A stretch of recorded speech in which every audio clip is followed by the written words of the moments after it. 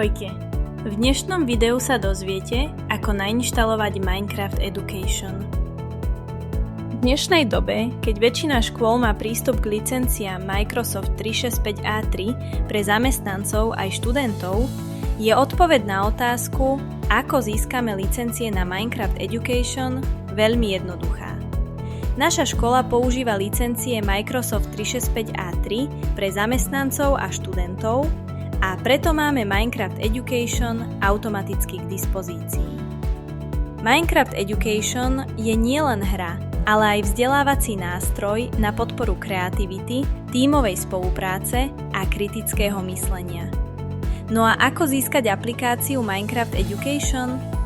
Aplikáciu Minecraft Education môžete získať viacerými spôsobmi. Z Microsoft Store. Otvorte Microsoft Store, nájdite aplikáciu Minecraft Education a nainštalujte ju ako akúkoľvek inú aplikáciu. Inštaláciou exe súboru. Na stránke education.minecraft.net nájdete inštalačný exe súbor aplikácie Minecraft Education. Aby ste exe súbor mohli na svojom počítači nainštalovať, je potrebné mať oprávnenia správcu počítača. Ak je počítač váš súkromný, môžete veselo inštalovať.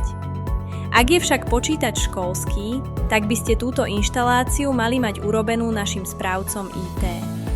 Na aké zariadenia si môžete nainštalovať Minecraft Education?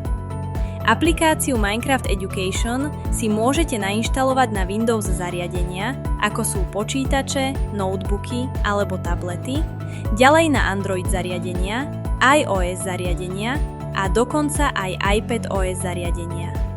V praxi to znamená, že si aplikáciu môžete nainštalovať na väčšinu bežne dostupných zariadení.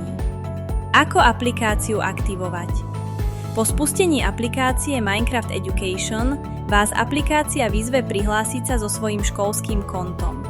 Zadajte svoje prihlasovacie meno zo školského Microsoft 365 prostredia, napríklad vo formáte priezvisko číslo @student.bukovcana.sk. Následne zadajte heslo do tohto svojho školského konta. Hotovo. Minecraft Education overí vaše konto, či je na ňom aplikovaná licencia Microsoft 365 A3. Ak sa vám to páčilo, dajte mi like, odber a pokojne mi napíšte do komentára, čo by ste chceli vidieť na budúce. Veľmi si vážim, že ste si našli čas a nezabudnite si zapnúť upozornenia, aby vám neušlo ďalšie video. Vidíme sa na budúce.